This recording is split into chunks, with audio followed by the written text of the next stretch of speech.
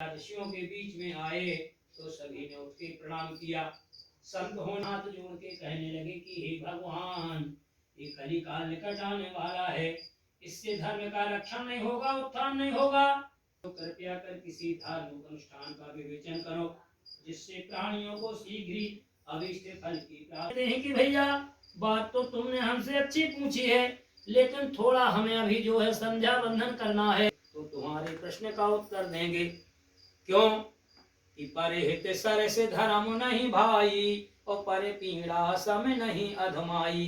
देह धरे को यह फल भाई, और भजिए राम सब काम बिहाई।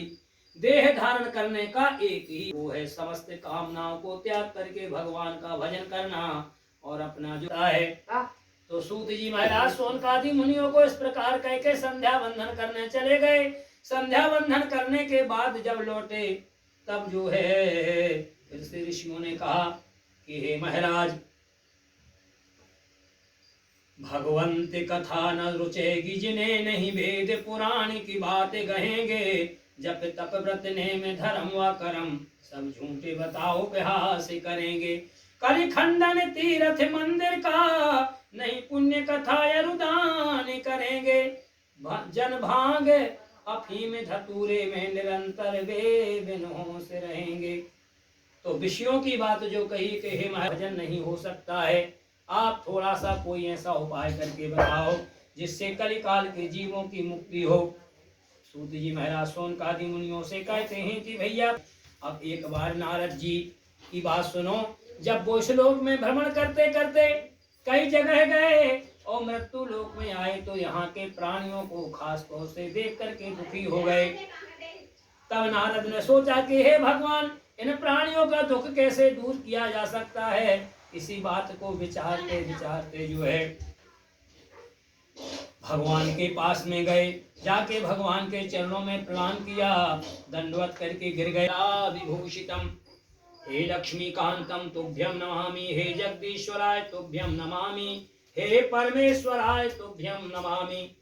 और जब प्रणाम करके नीचे गिरे उसी समय तत्काल जो है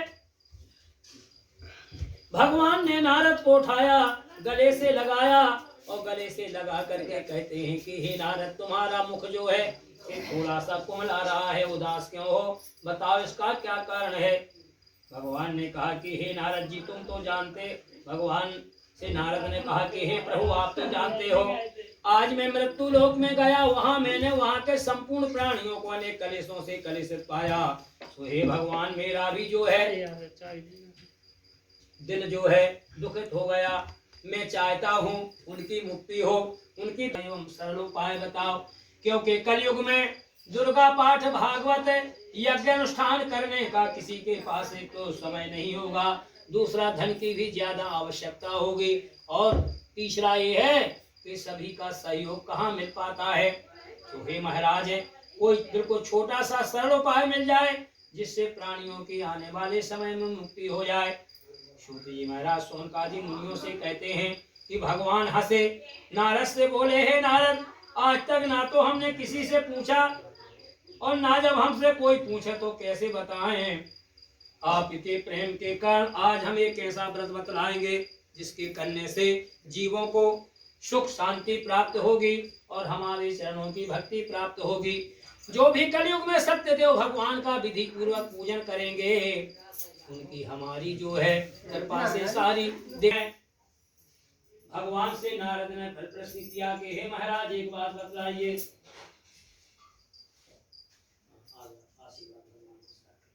इस पूजन का क्या फल है, किस समय करना चाहिए, किस विधि से करना चाहिए, पूर्व काल में किसने किया था, सारी बातें मैं विस्तार से जानना चाहता हूँ। भगवान ने कहा कि हे भैया नारद जी सुनो, बैठ जा।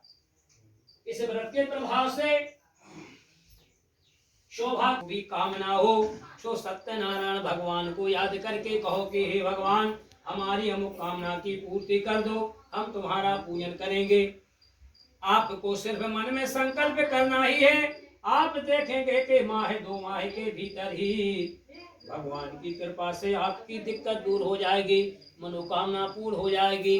फिर जिस दिन आपको पूजन करना हो उस दिन का तो समय दिन तिथि कुछ भी निश्चित नहीं है, क्योंकि हमारी कथा जो है 365 दिन में कभी भी की जा सकती है। उसमें श्रद्धा भक्ति की जरूरत है। जिस दिन आपको पूजन करना हो, प्रातः काल उठो, स्नान आदि कर्मों से निर्वृत्त हो और फिर नहा धो करके भगवान से कहो कि हे सत्यनारायण भगवान, आज हम तुम्हारा पूजन करेंगे, किसी प्रकार का विघ्न इस पूजन में न आवे।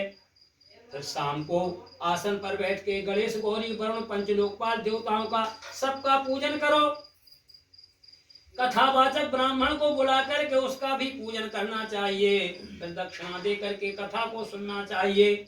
ऐसा करने से जो है आपकी दिक्कतें मिट जाएंगी। और हे नारद, परिवार वालों को बुला लो, रिश्तेदारों को बुला लो, इससे और ज्यादा पुण्य होता है। किसी को कथा नहीं सुनने भैया तो तुम्हारे दिन होते नहीं आए तो सुने तो विचार। ये सबसे बड़ी जो है भगवान ने युक्ति की बात बतलाई।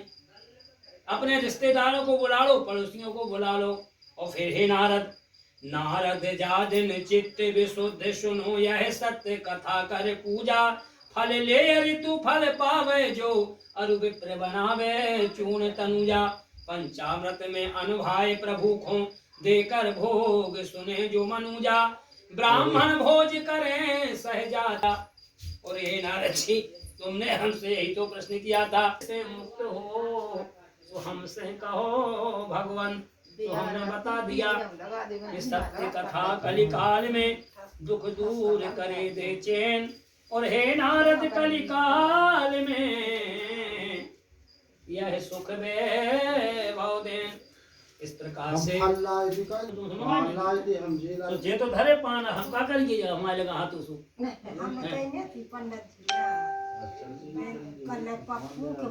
तो भाई अब तुम ले आए हो सो अच्छी चीज है तो ले आओ। बात जाए कि जब हमें चाहने आओ तो नहीं मिला लगा सो धर लाए।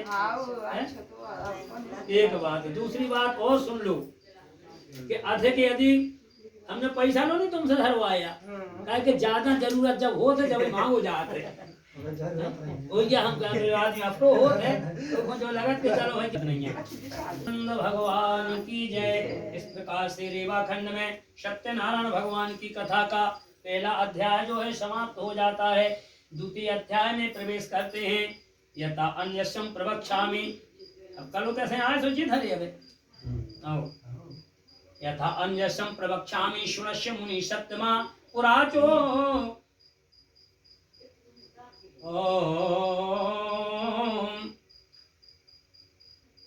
मंगलम भगवान विष्णु मंगलम गरुध्वजा मंगलम पुंडरीकाक्षाय मंगलाय यत्नो हरि। सूत जी महाराज शौनकादि मुनियों से पूछते हैं, भगवान ने नारद से पूछा तो मुनियों ने कहा कि जब भगवान ने व्रत की विधि बतला दी तो महाराज सबसे पहले धरती पर आकर किस व्यक्ति ने व्रत किया, उसकी स्थिति क्या थी, एक कथा हमें सुनाइए। तो कहते हैं कि हे भैया सुनो। चना चबेना गंग जल जो कुछ वह करतार, काशी कबहु न छाड़िए विश्वनाथ दरबार। काशी में जो है भगवान विश्वनाथ की नगरी का नाम है। वहाँ सतानंद नाम के ब्राह्मण निवास करते हैं, लेकिन इतने दरिद्र हैं कि प्रतिदिन भूख से पीड़ित होकर कई गांवों में जाकर के भीख को मांगते हैं, लेकिन इनका दुख दूर होता ही नहीं है। और दुख दूर होवे भी कैसे, क्योंकि दुख को दूर करने वाले तो भगवान हैं। किसी कवि ने कहा है कि बिन मांगे मोती मिले, वो मिले न मांगे भी। जब भगवान की कृपा नहीं होती है तो भिक्षा भी नहीं मिलती है। शतानंद नाम के ब्राह्मण इसी तरह से जीवन गुजारते रहे। एक दिन की बात है कि इनका दुख देख के भगवान को भी बड़ा दुख हुआ और भगवान ने उसी समय एक ब्राह्मण का सुंदर रूप बनाया। इनके पास में आके बोलते हैं कि हे महाराज, एक बात तो बताइए, आप इतने दुख से दुखी होकर के आखिर भिक्षा मांगते हो, इसका कारण क्या है। तब उन ब्राह्मण ने हाथ जोड़ करके कहा कि हे महाराज, मुझे तो बहुत समय हो गया है, मेरी ये गरीबी दूर नहीं होती है और गरीबी ही हमारे सबसे बड़ा दुख का कारण है। ये गरीबी दूर हो जाए, समझ लेना कि हमारा सारा कार्यक्रम बन गया।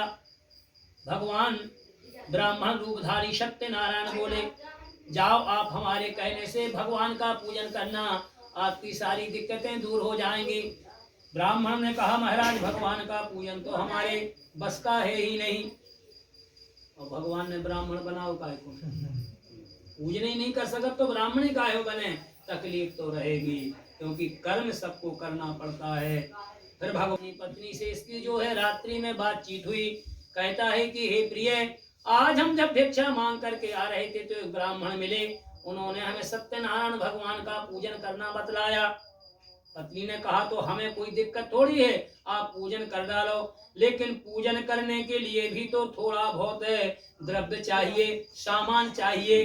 अब आपके पास है क्या, जितना मांग करके लाते हो? नमक मिर्चा की जो है व्यवस्था होती है, सुबह नाश्ता के लिए भी नहीं बचता है। बेचारा लज्जित हो गया और जाकर के अपने सैया पर लेट गया। पत्नी सो गई, लेकिन उसको रात भर नींद नहीं आई। इसी विचार में सवेरा हो गया कि भगवान का पूजन करें तो करें कैसे। जब सुबह हुआ, उठा, नित्य क्रिया से निवृत्त होकर के उसने स्नान आदि किया, हाथ में फूल इत्यादि लेकर के भगवान के सामने गया। कहता है हे सत्यनारायण भगवान, आज मैं तुम्हारा पूजन करूंगा, भिक्षा में जो कुछ मिलेगा उसी से, लेकिन करूंगा जरूर। आज जैसे ही संकल्प उसने किया तो सत्यनारायण भगवान के प्रभाव से आज ऐसी जगह पहुंच गया जहां धनी लोग रहते थे। बिना मांगे ही उसको बुलाया और भिक्षा दी, दाल चावल आटा इत्यादि सब कुछ, और वस्त्र के साथ में कुछ कुछ द्रव्य भी दे दिया। ब्राह्मण बड़ा प्रसन्न हुआ, घर लौट करके आया। उसने पत्नी से कहा कि तुम भगवान के पूजन की तैयारी करो, मैं अभी सामान लेकर के आता हूँ। बेचारा श्रद्धा के साथ दौड़ता हुआ बाजार गया दीदी, और इसके बाद जो है भगवान का उसने पूजन करवाया, और पूजन के बाद पुण्यदायी कथा को सुना। उसका ये प्रभाव हुआ कि एक महीने में पता ही नहीं चला कि ब्राह्मण की गरीबी कब दूर हो गई और उसके जो है भंडार कब भर गए। बेचारा बहुत सुखी हो गया। सूत जी महाराज ने कहा, शतानंद की कथा सुनाई, अब बोलो क्या सुनना चाहते हो। ऋषियों ने फिर कहा कि हे महाराज, शतानंद इतना गरीब था, उसकी भगवान ने दिक्कतें दूर कर दी, और इसी तरह से कोई और व्यक्ति रहा हो तो उसकी कथा सुनाइए। सूत जी महाराज कहते हैं कि भैया, उसी शतानंद नाम के ब्राह्मण का एक मित्र था लकड़हारा, ये लकड़ी काट करके अपना गुजारा करता था। जब माह 2 माह का समय बीत गया, शतानंद ने भिक्षा मांगना छोड़ दिया। तो लकड़हारी ने सोचा कि ब्राह्मण देव से तो मुलाकात ही नहीं होती है, ये हमारे मित्र थे, क्या इनके ऊपर कोई दिक्कत तो नहीं आ गई है। ऐसा विचार के बेचारा उनके घर के पास से आया। पूर्व परिचित होने के कारण घर के अंदर बिना पूछे ही चला गया। जाकर के देखा तो शतानंद नाम के ब्राह्मण अच्छे ऐश्वर्य की स्थिति में बैठ के भगवान के पूजन की तैयारी लगा रहे थे। जाकर के उसने प्रणाम किया। लकड़हारी ने बोला, महाराज आप तो आज बड़े ऐश्वर्य की स्थिति में हो, ये क्या कर रहे हो, इसके करने से क्या होगा, और आपकी 2 माह से मुझे मुलाकात नहीं हुई। ब्राह्मण ने प्रसन्न होकर कहा, आ भैया, तुम तो हमारे मित्र हो, तुमसे क्या छिपाएं, हम सत्यनारायण भगवान का पूजन करने की तैयारी में हैं, करके संकल्प करते हैं कि प्रभु सब कुछ घर में आए, लेकिन गरीबी कभी ना आए। और गरीबी हकीकत में भैया मृत्यु है नहीं कर सकते, बाकी मृत्यु से ज्यादा कष्ट दे देती है। मेरे भगवान किसी को गरीबी ना दो, मौत दे दो मगर बदनसीबी ना दो। और आंसू बदनसीबी आप लोगों ने देखी भी है कि पिता को बीमारी हो गई तो पुत्र नहीं पहुंच पाए पास में, पत्नी को बीमारी हो गई तो पति नहीं पहुंच पाया, माँ को बीमारी हो गई तो पुत्र दूर से रोता रहा लेकिन माँ के पास नहीं पहुंच सका। ये क्या है? यही सबसे बड़ी दिक्कतें हैं, गरीबी के कारण ही है। आज जो है सारी घटना को जो है उसने सुनाया। बैठ करके लकड़हारे ने वहां बैठ करके पहले तो जल पिया, फिर कथा सुनी, फिर प्रसाद ग्रहण किया। इसके बाद अपना लकड़ी का गट्ठा सिर पर रखा और जो है बेचने को बाजार पहुंच गया। आज इसके मन में भी सुंदर विचार आए। बोले, लकड़ी बेचने में जो द्रव्य मिलेगा उसी से भगवान का पूजन करेंगे। लेकिन ब्राह्मण के कहे अनुसार हम का पूजन करेंगे, पूछते नहीं हैं, और जब दुख देते हैं तो भी नहीं पूछते हैं। आज लकड़हारा भी ऐसी स्थिति में पहुंचा जहां धनिक वर्गों का निवास था। जो लकड़ी का गट्ठा 2-5 रुपए में बिकता था, वो 25-30 रुपए में आराम से जो है बिक गया। लकड़हारा प्रसन्न हुआ, लौट करके घर आया। घर आकर के उसने पत्नी को बताया, हमें भगवान का पूजन करना है। पत्नी ने प्रसन्नता पूर्वक कहा कि मैं घर की सारी व्यवस्था बनाती हूँ, तुम बाजार जा करके भगवान के पूजन के लिए पके फल के लिए घी, दूध, गेहूं का आटा, ये सारी सामग्री लेकर के आओ, फिर पूजन करेंगे। ब्राह्मण वो लकड़हारा बाजार जाता है, भगवान के पूजन का सभी सामान उसने खरीदा, लौट करके आया। गांव के ब्राह्मण ही दिन में जैसे ब्राह्मण की गरीबी भगवान ने दूर कर दी थी, उसी प्रकार से जो है लकड़हारे की गरीबी भगवान ने दूर कर दी। और तुलसीदास जी महाराज कहते हैं कि जीवित रहो सकल सुख पायो, और अंत प्रभु की भक्ति पायो। और भगवान की भक्ति पाएं और सुख समृद्धि पाएं, अंत में उनके चरणों में ही मुक्ति पा जाएं। बोलो सत्य। यहाँ रेवा खंड में सत्यनारायण भगवान की कथा का ये दूसरा अध्याय समाप्त होता है। फिर तीसरे अध्याय में प्रवेश करते हैं। मंगलम भगवान विष्णु मंगलम गरुड़ध्वजा मंगलम पुंडरीकाक्षाय मंगलाय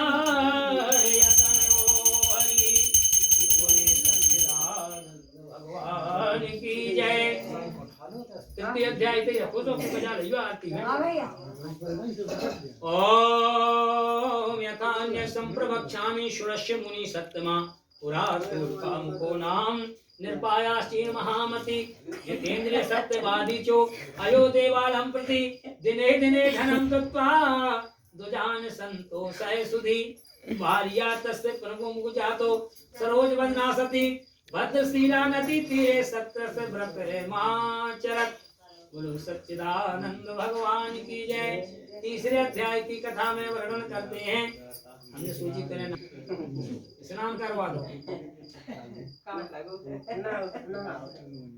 नवदन कर तो कथा होती हमें तो दिक्कत है देख जाए। सूत जी महाराज ने सोनकादि मुनियों को भगवान ने नारद को सुनाया।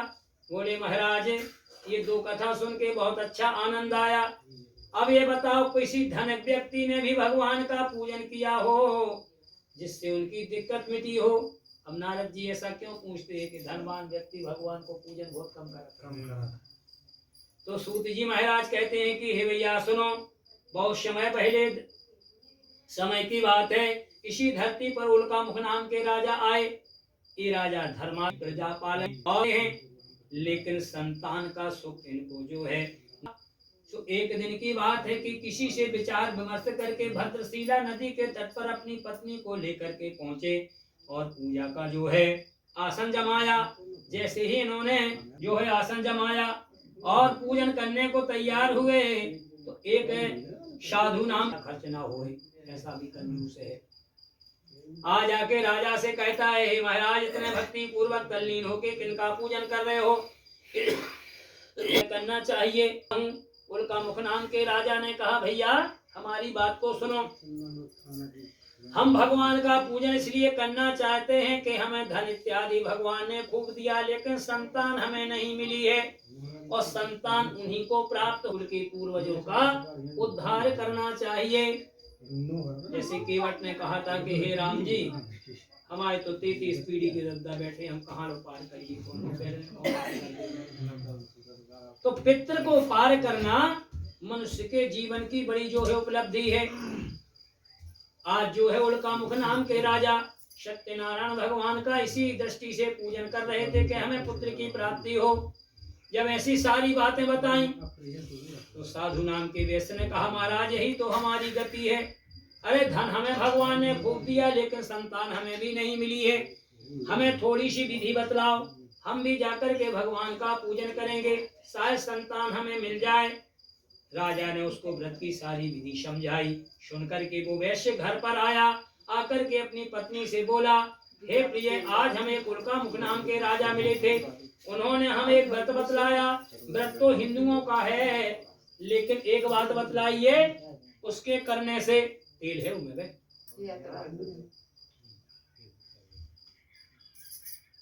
राजा बतला रहे थे कि इस व्रत के परिताप से वंशहीन सुत पावे, निर्धन धन पावे तथा रंग राव। और दो ही मुक्ति के मार्ग, दो ही बिन दुख है दूना। सुव्रत का तो जो है अनुष्ठान तुम कर डालो, लेकिन कोई कैसे कर सकता है? दुनिया में अर्थ लोलुप भी होते हैं। उसने ही चला गया। अब अपने अपने विचार संसार में खूब भटके जाके कितनी नरसें दमुए में हैं। भगवान के लिए विश्वास होना जरूरी है। उसकी पत्नी ने कहा कि हे नाथ, आप पूजन नहीं करोगे तो धन का महत्व आपका है ही क्या? यदि पिता कहने वाला हो गया तो तुम्हें भी सुख मिलेगा, मुझे भी सुख मिलेगा। तुमको क्या पता मेरी सखियां किस प्रकार की बातें मेरे साथ किया करती हैं। कोई कोई तो कह देती हैं कि देखो वो आ रही है, उसका मुंह नहीं देखना। कैसे जीवन काटती हूँ, इसलिए व्रत को जो है कर डालो। अपनी पत्नी की बात को सुन करके आश्वासन दे करके वैसे तो वहां से चला गया, लेकिन उसकी पत्नी ने कहा कि हे सत्यनारायण भगवान, मुझे संतान दे दो, मैं तुम्हारा पूजन जरूर करूंगी। भगवान तो सबके हृदय में बैठते हैं। आज उसके ऊपर प्रसन्न हो गए और समय निकलते देर न लगी। 9 माह के बाद जो है उसको एक कन्या रत्न की प्राप्ति भगवान ने करा दी। कन्या देखने में सुंदर सुशील और छोटे से ही अवस्था से रूपवान थी। जब कन्या का जन्म हो गया, बात का हुआ था, जब संतान हमें मिल गई है, यह बात तो तुमने ठीक की है, मैं क्या करूं? खुशी में खूब, हमारे पास भगवान के पूजन के लिए धन नहीं रहा, और धन दे कंजूस। जो खूब रखो, ये भगवान भी तो स्वीकार करे उस धन को जब पूजन हो, क्योंकि भगवान सबके भीतर बसते हैं। आज जो है उस वैश्य ने कहा कि ठीक है, तुम्हारी बात को मैं कभी नहीं भूल सकता हूँ। यदि कन्या के जन्म महोत्सव पर मैंने पूजन नहीं किया, अवस्था दूसरी हो जाती है। 9 साल में कन्या, 11 वर्ष में जो है गौरी, और 13 वर्ष में किशोरी हो जाने से जो है कन्यादान का रूप शील व्यवहार, और प्रभु की कृपा जो हो तो करियो नेगाचार। जितने भी गुण भर में चाहिए। आज जो है शादी के विवाह के उपरांत उस वैश्य ने सोचा कि धन तो बहुत जो है निकल गया, खर्च भी हो गया। अब दामाद लड़का नहीं था तो दामाद साथ में है, चलो व्यापार करेंगे, नामी सेठ हो जाएंगे। तो अपनी नौका को ले जा करके उसने राजा चंद्रकेतु के अधिकारस्थ है रत्न पुरसार नामक नगर, वो कांचनपुर नामक नगर में लगा दी। अभी कैसे तो नाम है, रत्न नाम ही को है, कांचन को है। तो कांचनपुर नामक नगर में ले जा करके उसने जो है नौका को लगाया, व्यापार किया। 2-4 दिन के बाद भगवान ने अपनी लीला दिखाना शुरू कर दिया। माया के 2 चोर बनाए, राजा के कोषागार से धन चुरा करके भागे। और हुआ क्या कि जहाँ साधु नाम का बनिया पड़ा था, भागते भागते आए। चोरों का पीछा सिपाहियों ने भी किया, लेकिन पकड़ नहीं पाए। और उस वैश्य के पास धन छोड़ करके भाग खड़े हुए। सिपाहियों ने जाकर के धन पड़ा पाया, बोले यही बदमाश है। सोने का कृपा से उन्हें चोरी का जो है दोष लगा। अब राजा ने भगवान ने राजा की बुद्धि बिगाड़ दी। सुना तो राजा ने उनकी बातों पर ध्यान दिया, ना निरपराध करने का कोई मौका दिया। बोले जेल में डाल दो, जितना धन है सबको छुड़ा लो। उनका धन छीन लिया गया, जेल में डाल दिया गया। इसके बाद जो है इन दोनों की ये जब दुर्गति हो गई तो इनके ना पड़ा। इनके घर में भी जितना सीधा सामान था चोरों ने उठाया, सब ले गए। इसके बाद जो है पुत्री और माँ की एक पाव आटे के लिए तरस गई। एक दिन की बात है कि साधु की कन्या एक ब्राह्मण के घर में भिक्षा के निमित्त पहुंचती है। वहां भगवान का पूजन हो रहा था। वहां उसने जाकर के जो है भिक्षा मांगने का प्रयत्न किया। कथा हो रही तो बैठ गई, सुन के भिक्षा लेकर के चली आई। और माँ ने जो है 1-2 ऐसे उल्टे शब्द कहे जो पुत्री को सहन ना हुए। तो उसने कहा कि हे माँ, तू जब भी बोलती, पूजन हो रहा था तो भिक्षा लेकर के चली आई, बोल मैंने कौन सी गलती की। इस बात को सुनकर के माँ ने कहा कि हे बेटा, अभी कुछ दिनों से हमारी स्थिति अच्छी नहीं चल रही है, इसलिए मुझे हर समय डर लगा रहता है कि कोई अशुभ घटना ना घट जाए। हे बेटी, तेरे पिता ने भी तो पूजन का संकल्प लिया था, पूजन आज तक नहीं हुआ। अब हम कल मिल करके दोनों भगवान का पूजन करेंगे, उनसे क्षमा याचना करेंगे। इस प्रकार से सुबह हुआ, माँ पुत्री ने मिलकर के भगवान के पूजन की तैयारी लगाई। जैसे भी वंश का पूजन किया, प्रार्थना की, हे सत्यनारायण भगवान हमारे अपराध को क्षमा करो। हमारे भगवान प्रसन्न होते ही राजा को स्वप्न में दर्शन दिया। हे राजा चंद्रकेतु, तुम्हारे बंदी गृह में जो 2 बनिया पड़े हैं, कारागार से उनको मुक्त करके जितना धन लिया है दे दो, नहीं तो तुम्हारे हम राजकोष नष्ट कर डालेंगे। रात्रि में राजा ने किसी ने झूठा करके जो है कह दिया, महाराज सपने सच नहीं होते हैं, चोरों को छोड़ना जेल से कोई अच्छी बात है क्या, इनको पड़ा रहने दो। जब तुम्हारे घर चोरी कर सकते हैं तो कहीं भी चोरी करेंगे। राजा ने ना तो किसी की बात पर ध्यान दिया और अपने दूतों को जाकर के भेजा। पास में आए साधु बड़ा घबराया कि हे सत्यनारायण भगवान, अब तो काम दिक्कत है। राजा मन की बात को नहीं, हमने चोरी नहीं की, ये हमें भगवान ने बता दिया है, इसलिए हम करा के तुम्हारा धन वापस करते हैं और इसको लेकर के तुम अपने गांव को चले जाओ। वैश्य बड़ा प्रसन्न हुआ, उसी जगह भगवान का पूजन किया। वो थोड़ी देर में तो सत्यनारायण भगवान बड़े कोतिकी हैं। अब इन्होंने क्या काम किया, फिर एक दंडी स्वामी बने। दंडी स्वामी बन करके जो है वैश्य से पूछने लगे, हे साधु तुम्हारी नौका में कौन कौन सी चीजें हैं। धन के गर्व से गर्वित साधु ने भी उत्तर दिया, अरे महाराज ऐसा क्यों पूछते हो, कहीं द्रव्य लेने की इच्छा नहीं है। ऐसा कह के वहां से वो बेचारे चले गए, एक वृक्ष के नीचे जाकर के बैठ गए। और अब वैश्य ने देखा कि जो नौका जल में डूबी, उसके ऐसा व्यवहार से भगवान को असंतुष्टि नहीं होगी। क्यों कि दुख में सुमरन सब करें, सुख में करें कोई। ये जो है चौथा अध्याय हमें शिक्षा देता है कि किसी से भी